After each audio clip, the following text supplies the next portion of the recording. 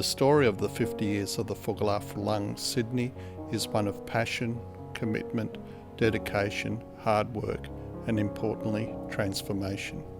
Our home here in Lansvale was built in 1968 and when you look at it inside and out, it is like a time warp. Nothing much has changed. There have been some additions as the family grew, but it remains relatively the same. However, the life of the FOGOLAR mirrors the life of its members. So in 50 years, like Sydney, our people and our ways have changed. We have integrated well and become part and parcel of the Australian culture. We are all enriched by the diversity of cultures. We have transformed from a community of and for Friulani to a community sharing our Italian culture, including that of Friuli, to all. Under the umbrella of the Mounties Group, the largest community-based club in Australia, we live as one, celebrating our heritage, celebrating our lucky country. Anyone can build a club. It takes love to build a home. Benvenuti al FOGOLAR. Come on in and hear about our home.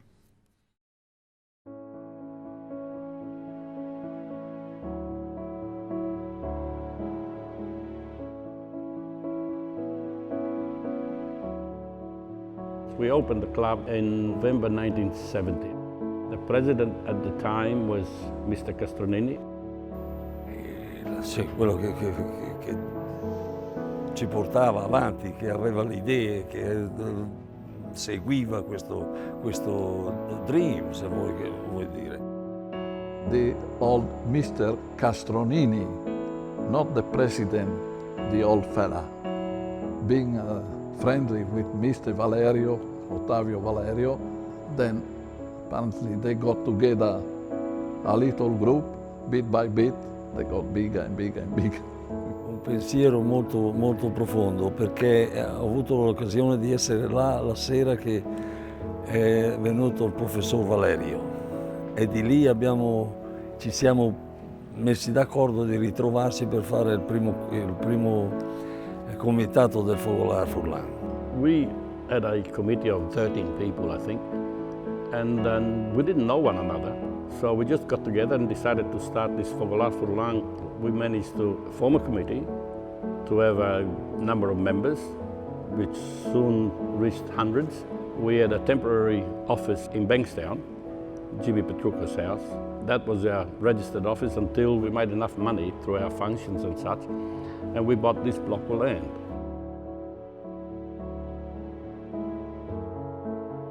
We pulled the house down. We're still raising money because we had no money. Eventually cleared the land, started building. We built the foundations and everything, all voluntary work.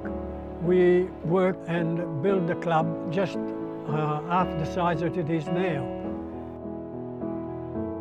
Everybody that was here, all my predecessors and everyone here that helped build the club, all did it through volunteering, through donation. They never asked and got any compensation for it. Everyone put in their own time and effort where they could. Certain tradesmen put in all the marble, the terrazzo for free. An awful lot of labour here is donated for free because that was the community spirit at the time. The FOGOLAR was set up mainly to help the young people, young migrants from Italy, which he did. In those years, the centre of our social life. As a migrant, you feel out of place, and so this was where everybody met, and you felt at home. It was a point of meeting all the rest of the Friulani were here in Sydney, because Sydney, as you know, is a big city, and we live in everywhere, you know. Get to know a lot of people and of course a lot of cultures as well, especially our culture. We keep doing it and we love to do that.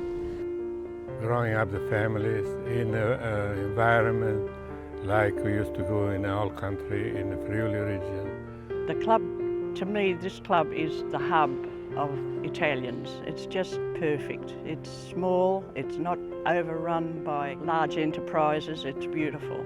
I love it. It was a chance to meet and greet. The family was easy for Mum and Dad. They could come up here knowing we'd be safe. Everybody knew who we were. If we got into trouble, they knew immediately. It's a family club. It's always been for a family, and that's our main reason, because it's always been for the children. With people that you know, especially with the language and everything, and the culture, which means a lot to us. Means a lot. Yeah. In the early days, this place was everything. As I said, I met my wife here. We grew up, my children grew up here. It was a very, very important place. Because I felt the need to relate to my own people, back to my roots, and when I found that FOGOLAR was a club representing the type of region from Italy, I started to frequent it, and after a while I made some friends and I got involved with that. In the early days, Mum and Dad were part of the founding members of the club, and so I'd be in fact forced to go because I had to stay with my parents, of course. And then of course that turned out later on when the club was built. Then of course that was a place for us to come.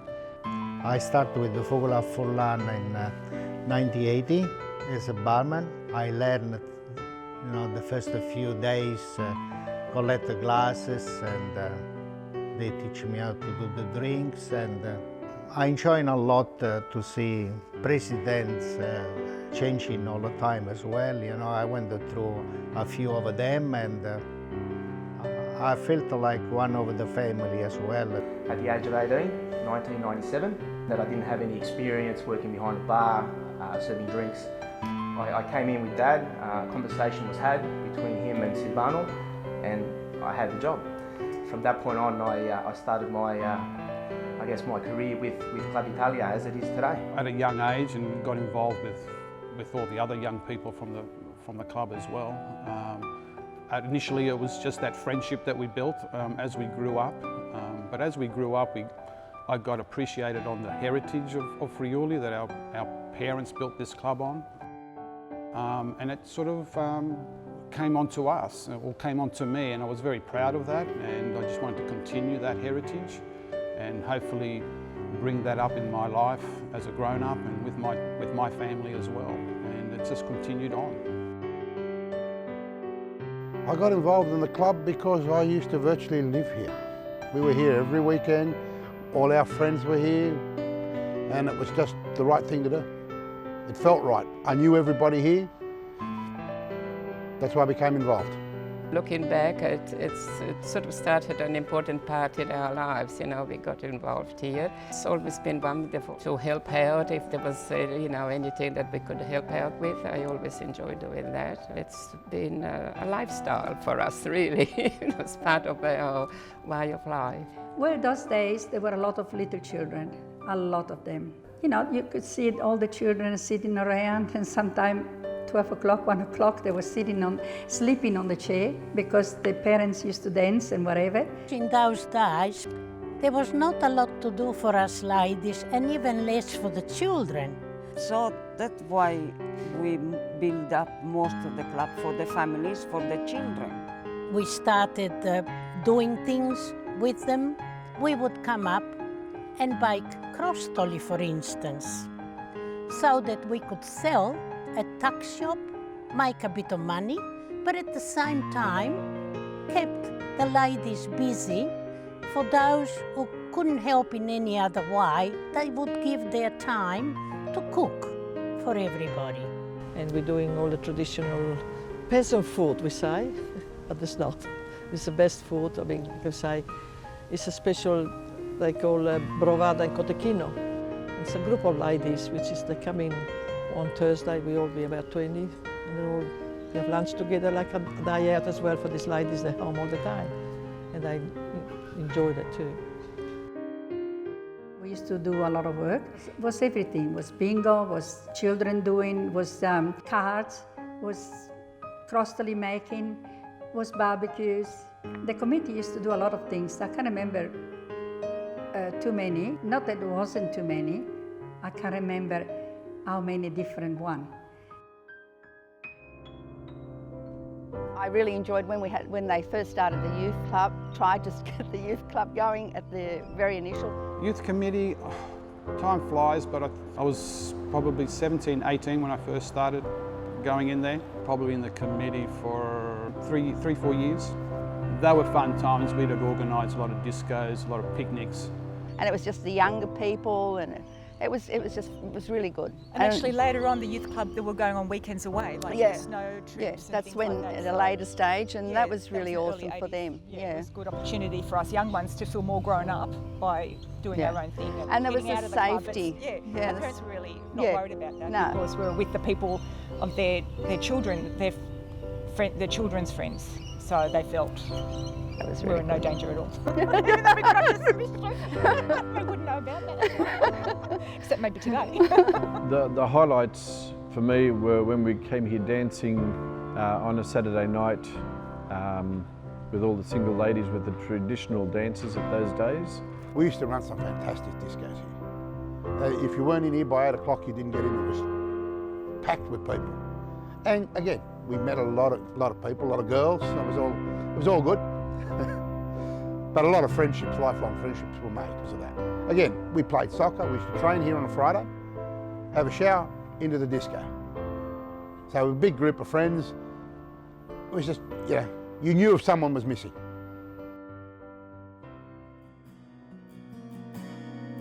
The sport of the FOGOLAR, the keeps members that we got still participating. The mature generation still like to come here and enjoy the participating or the bocce or the cards. The bocce has been in this club very important and very successful in my opinion.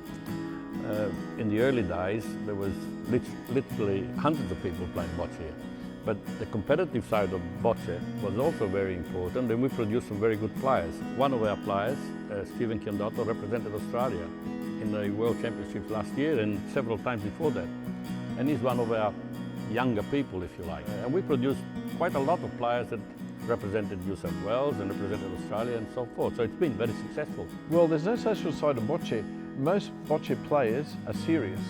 So even when they're having a non-competitive game, they will be playing at their best. They used to call me Mr. Bocce because they played a lot bocce. I was involved. And then I got involved in the Bocce Federation in New South Wales.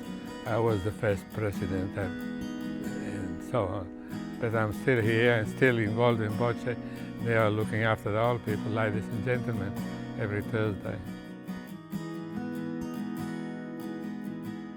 Yes, I used to play tennis, Oh, I was looking after the tennis courts. I used to come here after work and try to get the tennis court ready for the weekend, because we used to play on weekends, We usually play Friday nights, But we were involved with the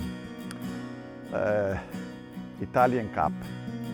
In a competition here, we used to play once a year with the Marconi Club and the Diadora Club at the time, We did that for quite a few years, I started playing tennis when I was 24. I played until 8 years ago, Used to play once a week, Used to play comp here, But now I'm 76.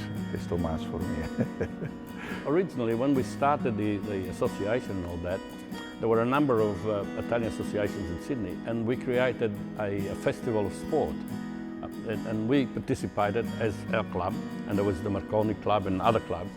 And I remember we had all these young people, you talk about second generation. We had a swimming team, we had a table tennis team, a tennis team, a soccer team. We had 50 or 60 kids participating in different sports. And this went on for a number of years, 5 or 6, maybe 10 years. It kept us here. Sport was a big thing for this club, because we started, our first sport here was table tennis. And on a Friday night, our parents would come here, come in the bar, and there'd be 50, 60 children out the back there, and we'd learn to play table tennis. We had competition, so the parents come too. The boys bring the parents, or the parents bring the boys too. To be a sport president, I enjoyed what I'm doing. Like I call all the sport, I call it my children. I wish him all the best when they win, when they lose. You give him award. We had a very good coach who trained us how to play, and you couldn't wait for the next Friday to come up here and play table tennis. It was fantastic. Most of those people eventually went on to play soccer for the club. So It was a time thing. When we were young, it was table tennis. When we got old enough to drive, it was soccer. There's 3 people that started the soccer team. Me, a fellow called Valerio Chiandotto, and another fellow called Peter Solari. And, you know, it was a way of getting the young people involved, if you like. Oh, the FOGOLAR FURLAN used to have a team, a youth team. Soccer was a big part of the club. We had 2 teams here in the early days, and that was growing. That was very popular. I joined the soccer team at 15 years of age. My father was the coach. I stayed till I was 24. There was a whole group of friends. We decided we were going to join and play here, and we did. There was a lot of senior people in the team who were very welcoming, very friendly. I still keep in touch with a lot of them. They've become lifelong friends. You know, 2 of them were my brother-in-laws. Not that I knew at the time, but you know, they became my brother-in-laws. I am involved in all the fest. I must say, I born in 1932, and we have we have a good group. We had about 50-odd people born the same year, and we had here the first time when we turned 50. We had our first festa, 1932, and after that, every year, once a year, we're still doing it. So after how many years? From the 50 years, we're 84 now. They were all special, and we worked hard for these festas, and we looked forward to them actually, and we had fun at the same time. Balletto, which is the folk dancing group, because we had our daughter and our son that took part for many years. So whenever there was a function with the balletto, that's one that sticks in my memory. You know? The younger children, all in original costume, and they were dancing and chanting in the local language, which is FURLAN to us. We were actually part of the first balletto that was, when it was first formed, my husband and I, because he's tone deaf, hasn't got a bar of music into him, so it was really fun trying to watch him and be in.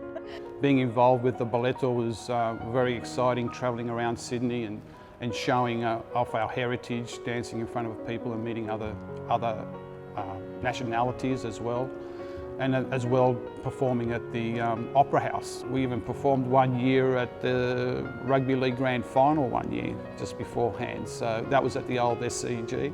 So we've travelled a fair bit around New South Wales to perform, so it's been good and it's been enjoyable. If I nearly cried that day, I was so proud of knowing, because they were little children, and of course they were born in Australia, they were proud to wear the colours of the FURLAN community. It used to be so beautiful because the children were all growing up, and as they were getting older, they were still in it. They never got out of it. They kept going. And I still do it now. We've had, since retired, I suppose, we've had a couple of reunions, and we've done a couple of those performances. Every time I've been asked, I said absolutely, because it's such proud of doing it, and I enjoy doing it as well. Carnivale, we always used to dress up for Carnivale, and we'd have wonderful prizes. I remember one Carnivale, we had so many people, we managed to do it quite well, but it took a lot of planning and a lot of organisation. I done it a few times, you know. Once I was like a pirate. I dressed up as a 1920s one year. Another time I was a nice dress of an Arab. Another year I was a saloon girl. Another time I was like a musketeer. Oh, a gypsy, yeah. I was a gypsy one year. And my wife, she was dressed up like Primavera of Botticelli. One year we dressed up as stormtroopers. Fun, it was just fun. They kept the tradition going, so if you come to a Carnivale Festa this year, it's more or less the same traditional festa as it was 20 years ago, 30 years ago, or maybe back in the old country. It was a Carnivale night, which is in February. It was my birthday, and we were going up for a Carnivale for my birthday. And at that stage, I said, "Oh, we're going to have a miss tonight." So they just called all the girls that were there in the hall, and that's it. It just happened. There was no rules, no rehearsals, nothing. And then you just went up, and they congratulated you, gave you a great big bunch of flowers and a sash. And a sash. Did you get a crown? I had a crown. No, I had a sash. Thank you. That was enough. And I was 14, that was my 14th birthday, so I definitely remember that one. Always used to have a debutantes night, and because we couldn't get anyone of the age of debutantes, we decided to have the 3-year-olds. So we had a 3-year-old debutantes night, and that was beautiful, absolutely beautiful. And we were all very proud when our kids took part in that. Beautiful young people born in this country, but with some of the traditions that we hold very dear to our heart. Oh, the debutantes. I had a wonderful group of young people. They were beautiful, and that was my special day. Yes, it was a special night. It was great. Of course, I was helped by my brother-in-law, Filiberto. He was the organising officer at that time, and he gave me a big hand. And also, of course, the vice president, Maria, she gave me a big help in those years. Yeah, she was great. The first picnic was at Cass Park. We had the chavedal, which is the one that is up over there now on the fireplace. A lot of people came. The second picnic was much more, I think there was about, I don't know, close to 1,000 people, and we had polenta bacala. Castagna Day, that was a popular festa. They cooked the chestnuts on the barbecue outside, and we'd have all the traditional Italian, like there was crostoli available. Years back, we have 2-3 big fireplace here, big container with the castagne. Oh, easy. We prepare the castagne first, cut it off, pass it to the men, they cook it, they pass it on another table, we're selling it. That was, I think, the most popular activity for us, for the club. They never done before here in Australia, I don't think. Probably safe to say that. And that was a great success. I remember going out in the park and all you could see is people. It was incredible. I cook a lot of meat and a lot of chestnuts. As far as cooking the meat, probably about 300 kilos of steaks and about 4,000 kilos of chestnuts. And in those days, in here, there were 4,000 or 5,000 people coming, you know. They park about half a kilometer away. I would help cooking the castagne. We usually have that once a year, with thousands of people coming to the club on the Castagne Day to eat the roast chestnuts. I like the aspect of coming with my mum and dad and with my friends and, just spending the day in a picnic here at the club, eating really good food. And then that led to later years when I had my own children, to bring my own children to the Castagne Day. So it's just like, circle of life. I come from the region actually where the castagne was grown. My income, in my family income was mine from selling the castagne. Because it reminded me of what I left back in Italy. But it was also important because we helped to pass through those festivities to our young ones. Well, we always get involved at the lower levels where we wash dishes, cook sausages or cook the steak and help out as helpers, help out with all the preparations for all the festas. In a festa, what you usually have is a combination of food, the traditional song and dance, the language. It all blends in to be one totality. When you're on the board here, you're on every night. They just roll over. Just becomes another week. Yes, one in particular when my husband suggested that we have all the people that arrived in boats from Italy to come to the club. So I put an ad in the paper, in the Fiamma, con quale nave siete arrivati. And it was a blast. I had so many people ring me up. We had a room full of people, all on different boats, and they got to know each other, and the ones that came out together, they got to see each other after 50 years or so, because we're talking about the ones that arrived in the 1950s. So it was just fantastic. Everyone had a wonderful time, and they met up with friends they hadn't seen for 50 years. I organised, with the help of many people here, a Vince Serenity comedy night, which was probably one of the biggest nights this club's had. I remember not going home that night because the night finished about 2, and by the time it cleaned up, the sun rose, so I might as well stay here for breakfast. It was a huge, huge event. Yeah, I got to meet Vince Serenity, we had another comedian, but the whole night went really well. We had the whole place absolutely packed. Father's Day with the boys performing their athletic skills. Homemade wine tasting, which was very successful. We had so many bottles of wine to judge. Miss Regione d'Italia here on a Friday night.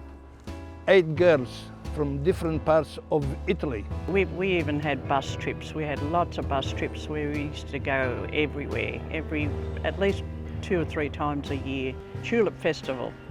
And we all got up on the stage and sang Mazzolini Fiore. We had people clapping us, and it was wonderful. That's the true FOGOLAR FURLAN spirit. Oh, they're all lovely, because even when we have the 45th anniversary, and I couldn't even speak, because it was so emotional for me, because I'm living in Australia for the 52 years. I love Australia, my country is here, but Friuli is here. Not doing much, but we're doing for our community. Are they Friulani or Italians or whatever, whoever comes around here, they're all Italians, we're all Italians anyway. But the Friuli is there. So always is Friuli, we always. That doesn't make any change, and I want change, put it that way. And this club, these associations bring us more happiness and more closer to. I'm happy, as I said before, I'm happy to live here, my life is here, but the Friuli is always in my heart. Parla FURLAN. At those initial stages where everybody was very, very, very close-knit. Like a second family? Yeah, a second family. You know, what are you doing? Oh, I'm going to the club. I'm going to the FOG. You know, that's where you went. That was your life. That was your life. You know, that was our social life as I was young. And, you know, being Italian parents, they always sort of worry about you, where you're going, what you're doing. But if you came to the FOG, it was all great. It was safe. It was safe. It was a safe environment for families. Yeah.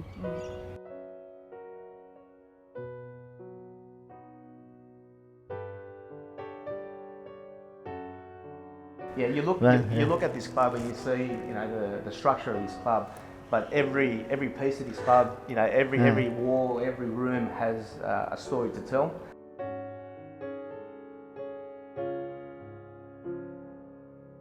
Father Christmas, it was coming down, and that means Gino Avoledo, it was meant to be Father Christmas.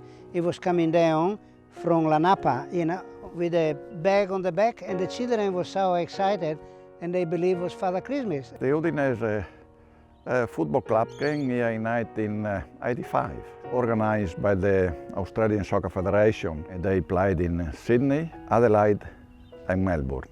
And then we had the team here, we organized a function in the FOGOLAR FURLAN, and then the day after we took them for lunch on the Bay of Sydney. Yeah.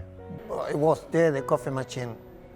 And then we have it, the non-stop, all night non-stop. This is how many people it was on Friday and Saturday night and Sundays, eh? Jeez, it was a lot of coffee they make. Way back in 1976, when the earthquake happened in Friuli, that just generated so much spirit. La raccolta fondi per il terremoto del 76. Quello è stato una bella partecipazione di... We even had a seat at the table in Italy to determine the projects that the money would be used for. Delio aveva 41 anni quando una notte di venerdì, e precisamente il 22 ottobre del 1977, tornava a casa dopo aver trascorso una serata al FOGOLAR FURLAN assieme agli amici.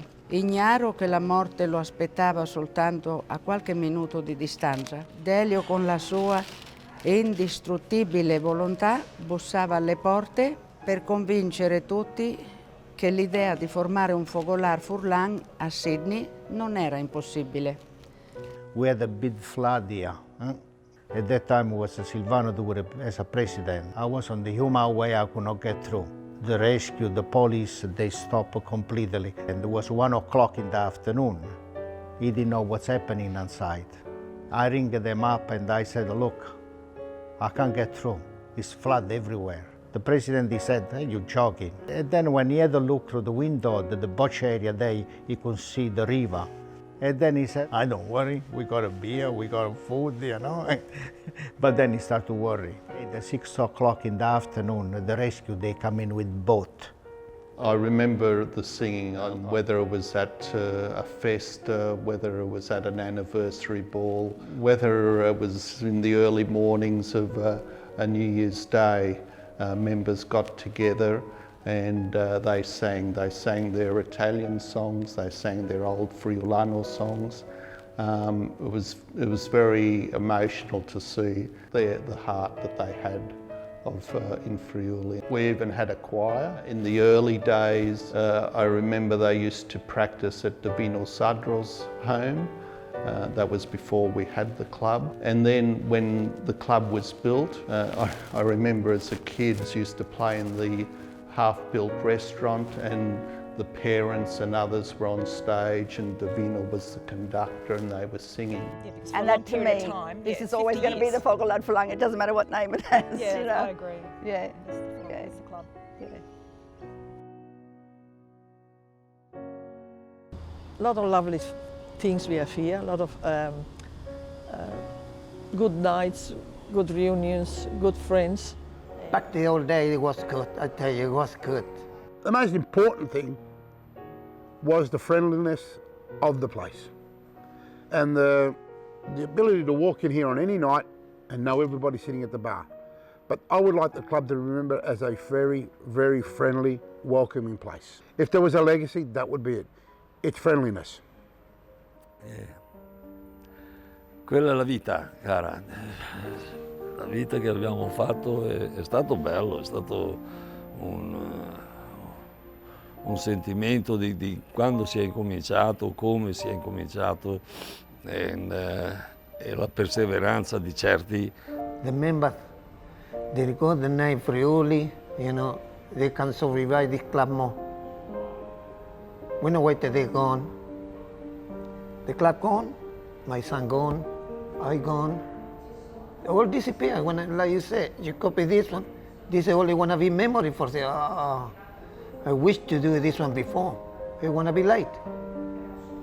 That still can do. Every good dance is gonna terminate at one end as soon as the music finishes.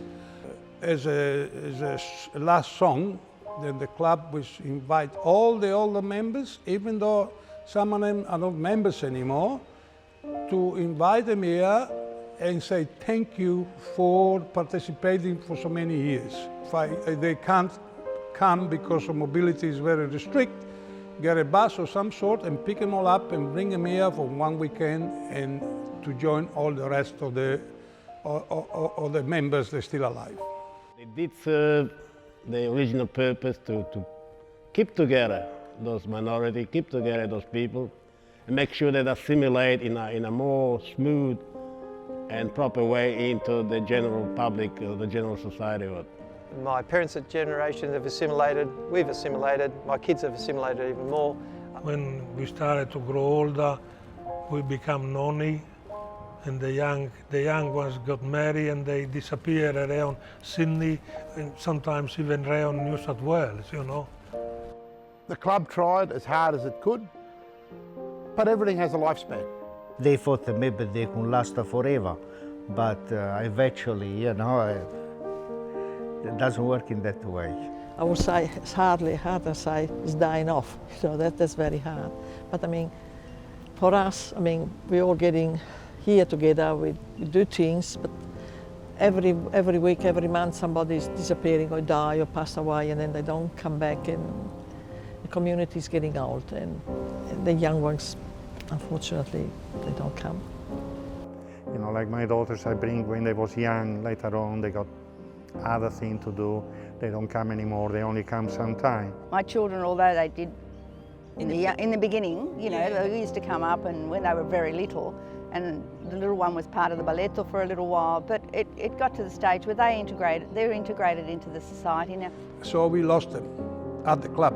They still come here if you invite them for lunch or for dinner. But they come here just to please the parents, not because they feel the need to. We let go too much time pass. By now they got other ways of living. Well, It's nice to see them back, but like I said, it's a dream, an impossible dream. To me, it's no hope that they're coming back. Society's changed. Life is so much busier that you don't spend full days at the club like we used to. We then merged with the Venetor Club. We then merged with the Abruzzi Club, and that became Club Italia. But as I said, we're still here, and that's the main thing. It's going to, one day it's going to end up. All this is going to end up, yeah, because that's probably why we got involved with the Mounties now. They're helping us, keeping on going until we can, until we're here, yeah. Now we've, I think, secured our future with the Mounties group, and we can keep not just the Friuli culture going, but also the Italian.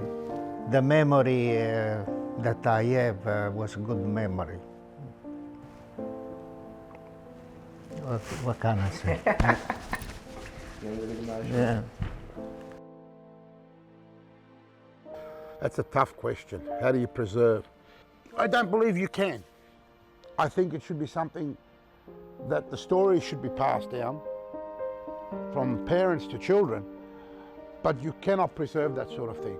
Unless they can find a way to involve the future generation into those type of activity, to maintain and promote those traditions, the whole thing will be fade away. Keep all the culture and tradition here as part of our amalgamation agreement. How do we do it? We don't know if it's going to be done by high-tech means in the future, such as everything by computer. All we know is we want to preserve it. We want to keep it here so my children and my children's children can come here and then find out what their ancestors did here at the time. We work hard to build up a family, and we hope we can keep going the memory. To my daughters and the young people, you know, they can remember the club like we do. Yes, the place unfortunately has served its purpose, but it's something that will always live in my memory. And you know, strangely enough, I think this is a success because the club is not being patronized by our kids and our grandkids. And this is where the success lies. The fact that the second and third generation Furlani or Italians do not frequent the club, in my opinion, is a testament of how well we've integrated into the broader Australian society. So our kids and grandkids do not need the club anymore. They're Australians.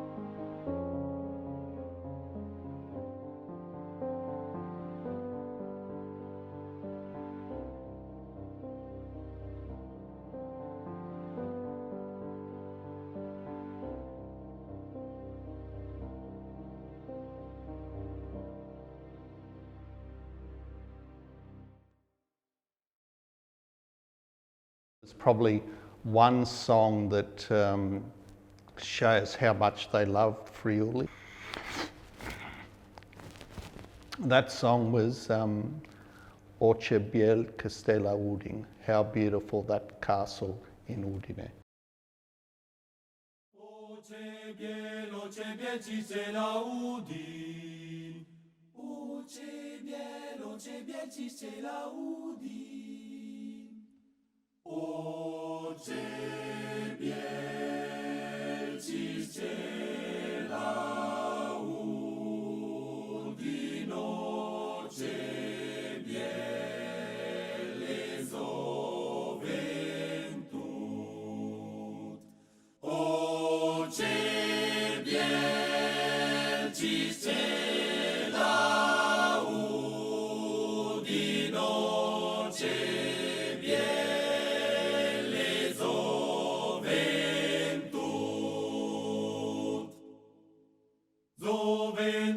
Gioventut come a Udine, Gioventut